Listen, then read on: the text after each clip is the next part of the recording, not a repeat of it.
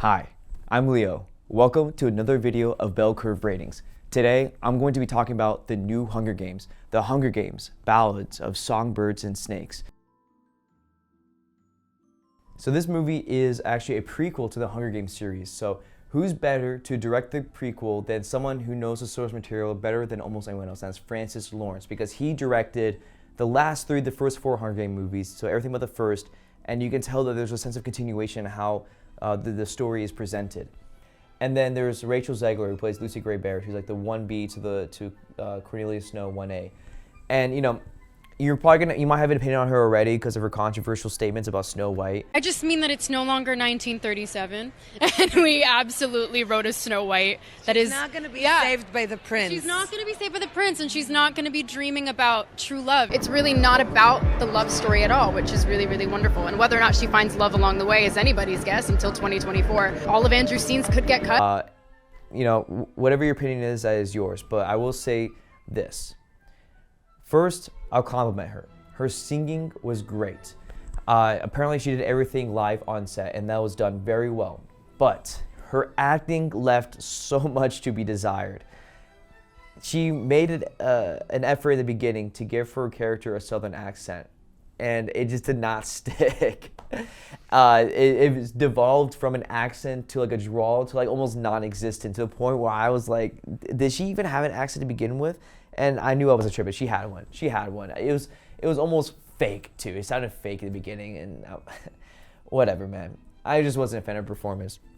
But the performance I was a fan of was from Tom Blythe, who played Cornelia Snow, the real protagonist here. And holy cow, Cornelia Snow is a very complicated character, and Tom Blythe does a great job embodying that. He allows a character to grow from someone that, if you know nothing about President Snow from the original series, you're probably seeing this Snow character on screen for the first time, going like, I support this character, I want this character to succeed, you like him, all that. But then as things go on in the story, the character evolves along with that trauma, and holy cow, I mean, I don't know, I was a fan of it. That's like the performance that I kept coming back to, thinking about and thinking like, yeah, that was a good performance.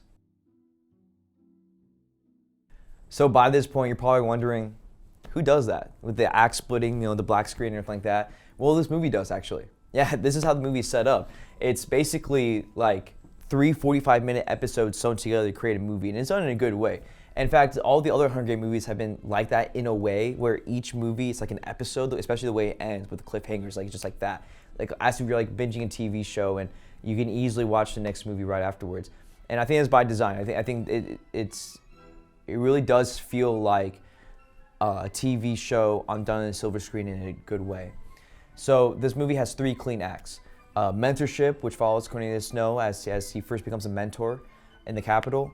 Then it's the Hunger Games, so his actual participation in the Hunger Games, mentoring Lucy Gray Baird to be in the arena. And then peacekeeping, when he becomes a peacekeeper for reasons I will not mention. And that's where the love story actually evolves. So it is a love story, like any good movie. It's got a love story. It's not the subplot. It's actually like pretty much the main plot.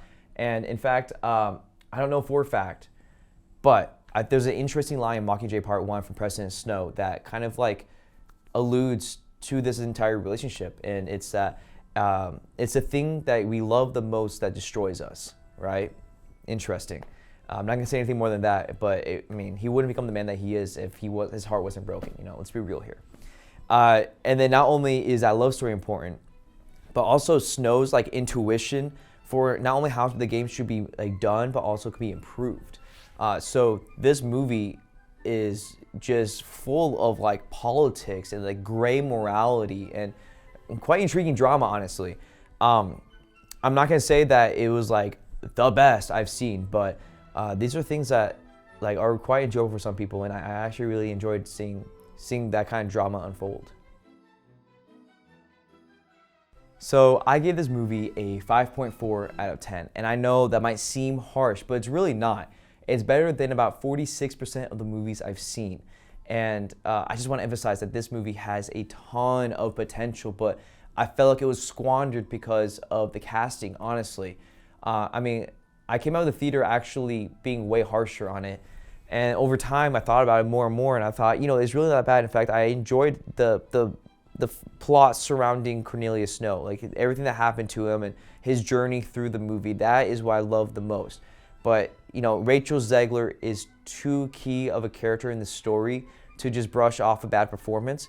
Just wasn't a fan of it. The singing won't make up for it, despite how good it was. Like, it wasn't based upon how good of an actor they are. It's based upon what they looked like.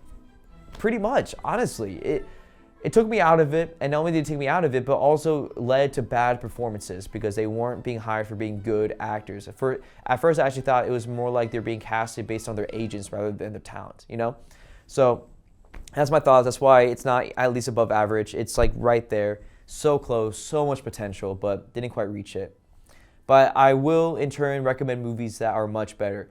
Now, first, I'm going to recommend the Hunger Games series original, all 4. I mean, you have to complete it. I'd say watch those 4 first so that you can appreciate the callbacks in the prequel. And then I also want to recommend Battle Royale. Oh my goodness. I mean, this was like the first Hunger Games. Like, this was basically the first Hunger Games movie, except done way better and rated R. And then the other movie I want to recommend is Dawn of the Dead. Now, Dawn of the Dead is interesting because it's not so much of a Battle Royale movie like the Hunger Games and Battle Royale. But the real reason why I recommend this based upon this movie, the new Hunger Games prequel, is because of how the characters develop. Just like Cornelius Snow growing or devolving, however you want to describe it, through trauma was done very well. That's what hooked me. And Dawn of the Dead does the same thing. People make decisions based upon their trauma. And they evolve, they devolve. It's very intriguing. I really feel like that was the main... Like, people love it for various reasons. It's a very action-packed and fun movie too, but I especially love how the characters evolve. So those are beside non-Hunger Games movies, those are the 2 I recommend: Battle Royale and Dawn of the Dead. So, I hope that you enjoyed this video. I hope that it's informative. I hope it makes you make a decision in one way or another. Either way, appreciate you coming to the end and watching this video, and I hope that I see you again for the next one. Thank you.